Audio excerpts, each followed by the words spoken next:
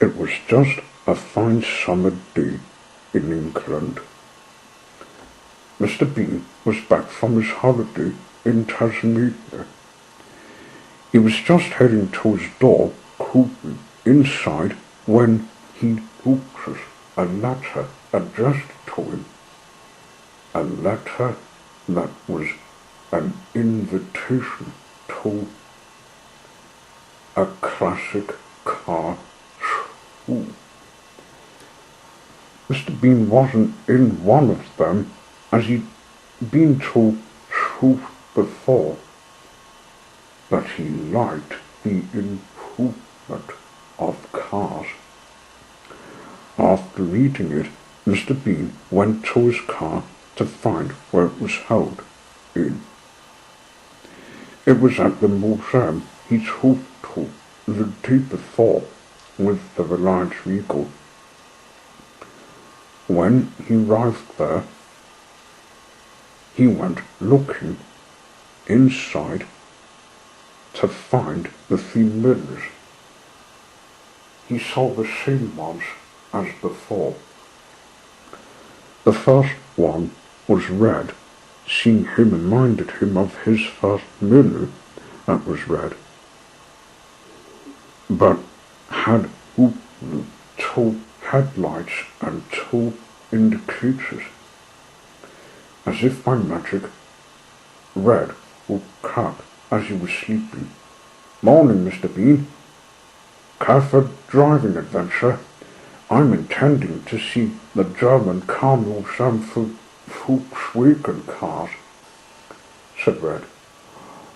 "Oh, I've never been there before, but I haven't seen Volkswagens in my life.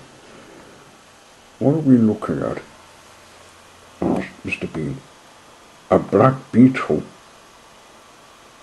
We just had a call from it saying he was wanting to see if much has changed after he toured his whole continent," said White. "He wants to visit England, but we hope it can make him welcome," said Blue. "Good luck, mate." Mr. Bean climbed into the red Mini, and they started driving after he put his car in Red's spot. Red said to him he saw the hill that goes to the station, and the line goes across a bridge into the large island of Europe, which is a one-lane line. A train was waiting for them, so boarded, and it took them on the journey to Germany. It was a long ride till we got to the continent, with driving the rest of the way heading to the museum located in Wolfsburg.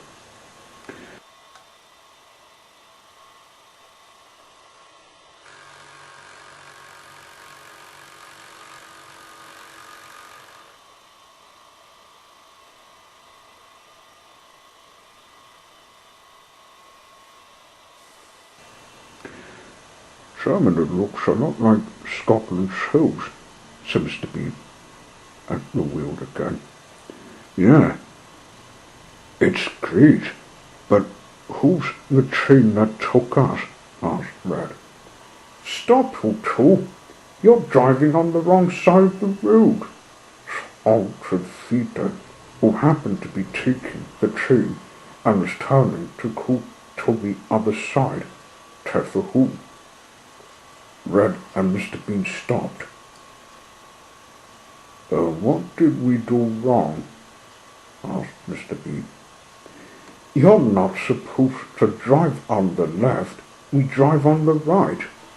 You'll have to learn the difference as you head to the museum." "Oops, that wasn't right on rival queue," said Red. "A good thing no one else came up the other way towards us." After we moved to the right of the route, we continued the next route of the journey.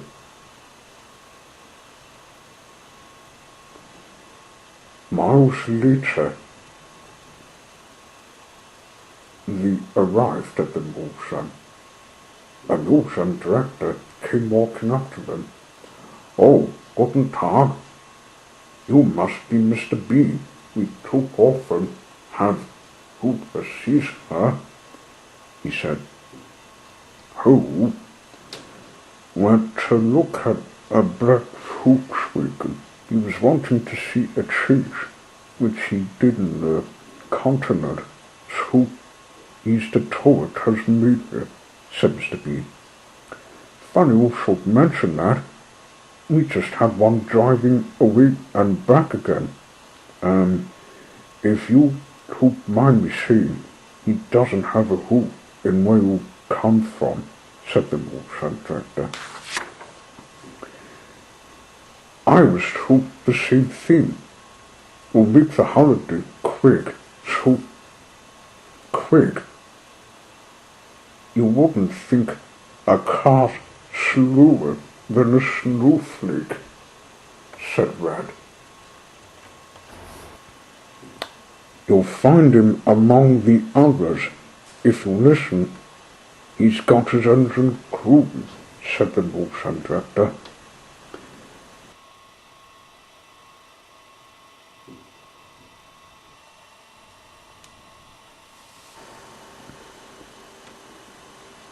Mr. B left Red outside the museum and walked inside. Inside the room, there was a whole collection of Volkswagens, so many that he didn't have the time to count them all. Then he saw the car he was looking for. This car was black.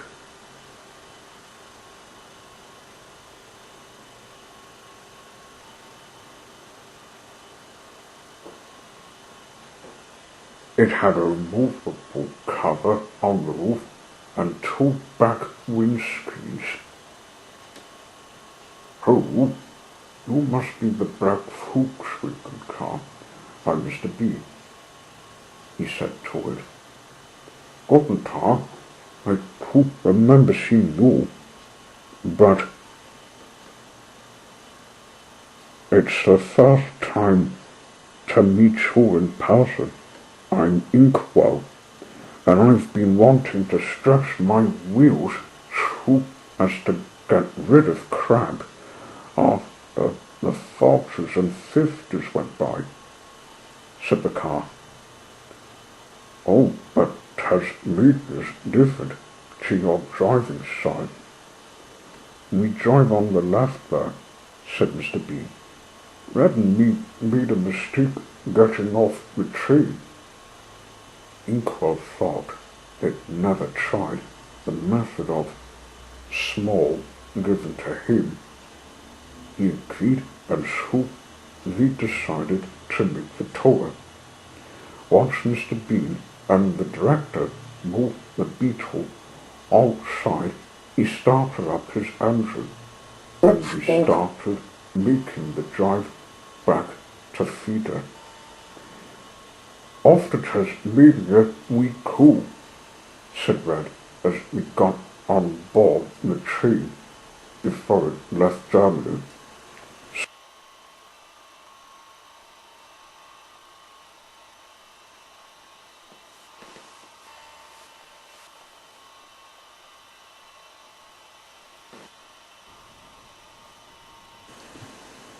So, we were back in England.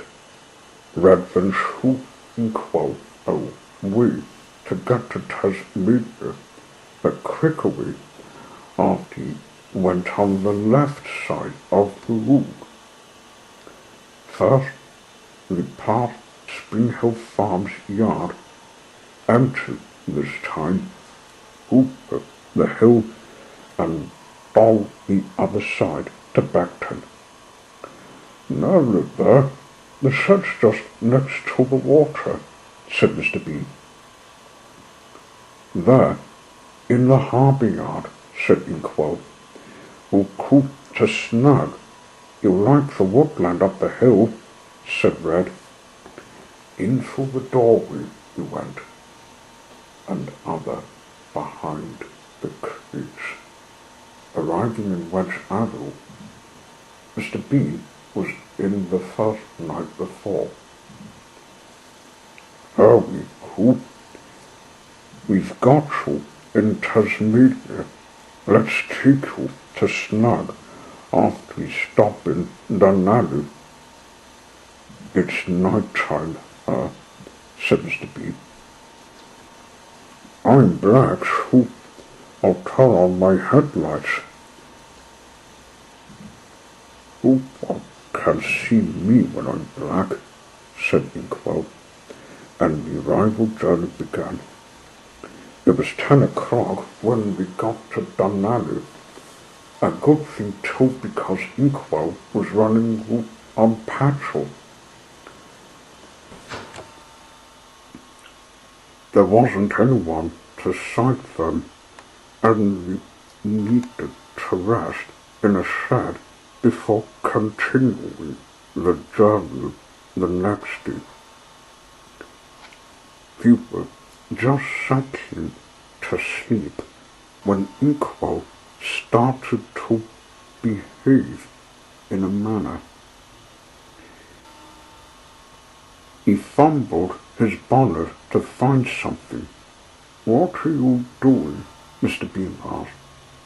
Inkwell didn't answer, and pop flap! His bonnet flew open, and a piece of paper came out onto the ground. "What was that?" began Red, and he stared. So did Mr. Bean. There should certainly not have been a secret map, but there was. Some men were cleaning me up and were putting the map in my front bonnet. "It's a map to a dream hoop somewhere snug," said Inkwell. It looks like someone was giving you something away," said Mr. Bean. "At least you didn't bring back viruses," said Red.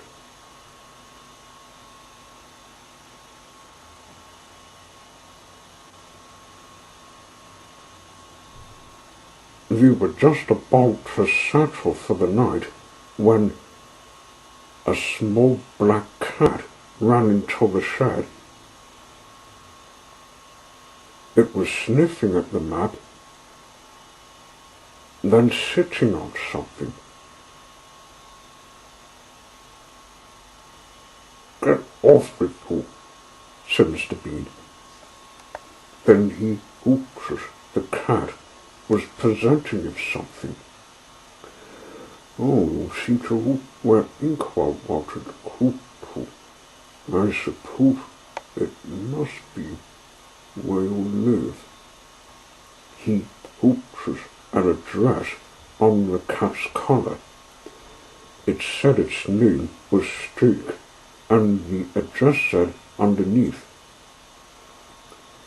"The top of Woodland House, Snug." "That's the same as the one on the map," said Red. "But where did the cat come from?" asked Inkwell. "He's from a pet shop."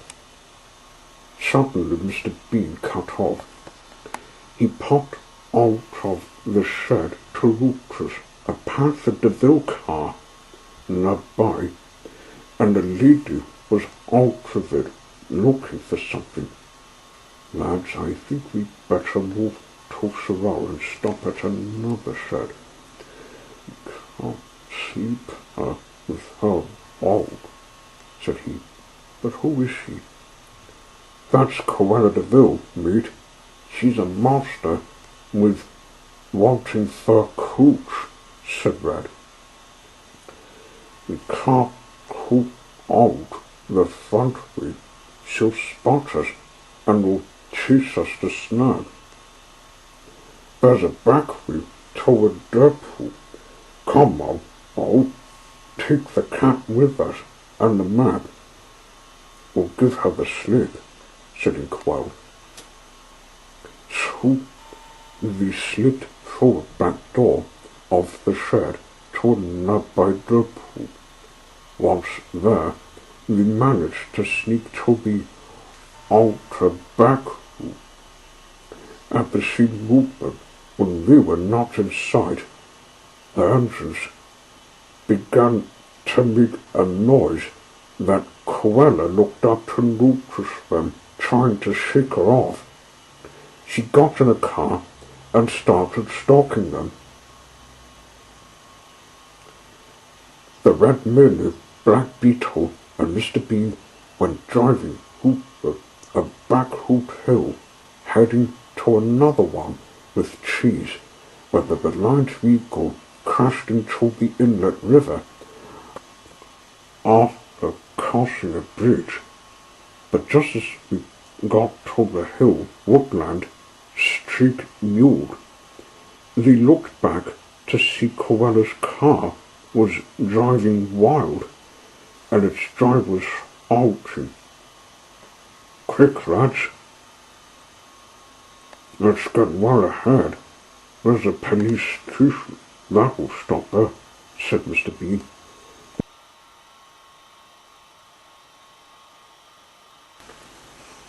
He sped on faster, reaching the Maple, then on to Sorrel. Red Bull the Tall. He had allowed her to settle the matter. He took Inkwell to hide in a shed next to a car park. Then he dashed to a police station. Mr. Bean met an officer in a car that was on a 10 o'clock patrol. Explained to him Cruella was loose, and then went to find Inkwell. He ducked into the shed just in time. Cruella arrived, but was stopped from the officer. She walked up to him after getting out of the car. "Officer, they've taken my cat," she said. "I want it back." Have it back, mate. You're under arrest for breaking the speed limit ring and stealing that Panther Devil Car that was for sale as it was to be given to someone else or drive wildly. Come quietly now, said the officer. Once she was taken away, Mr. Bean and the two cars with the cat surveyed the car. "I'm not driving this rich mobster. I do not like cars which I do are not bad. I've got my own car," Mr. Bean hesitated. Once we had it put in a car park, leaving a for sale sign on it, we went back to the shed to sleep for the rest of the night.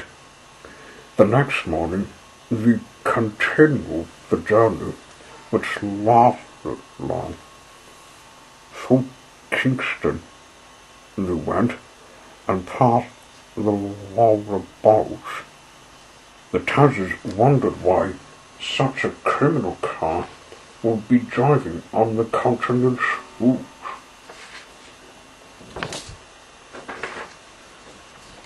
Inkwell, who things would make him welcome, as he was staying here for one night. After many kilometers, we arrived in Snug. Inkwell led the way, as he memorized the name from the cat's collar.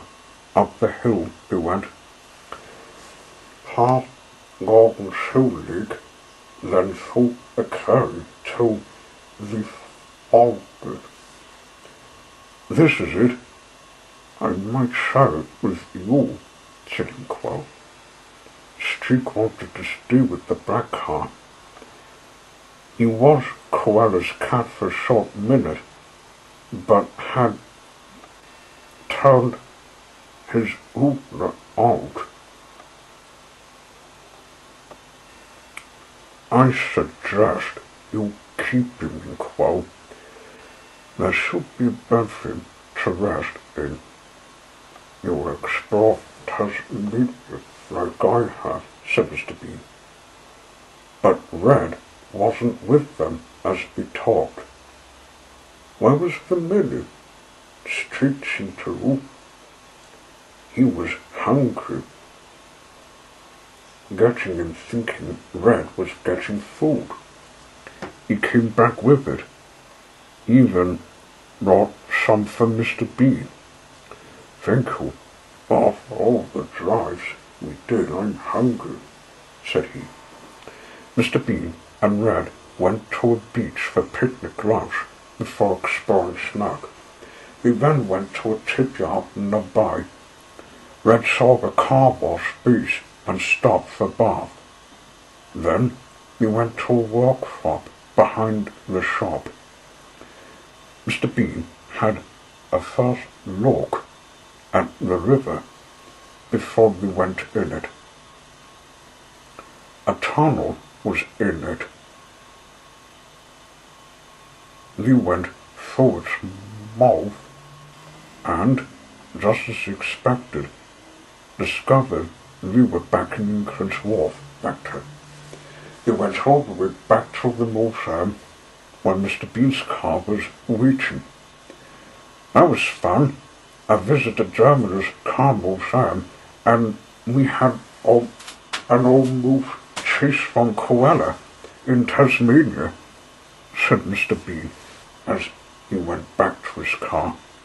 I'm glad I could see it. I even took a picture so the others would see it, said Red. We hope to see you again. Mr. Bean said goodbye and went driving home. It was starting to rain when he got home. At his door, he saw his brake used to stop his chaser the other day when he went in Dunladder's back leads. I'd better leave that, he said to himself. I should stick to getting dressed in my room, not in my car. That was awkward, but I made it to the dentist.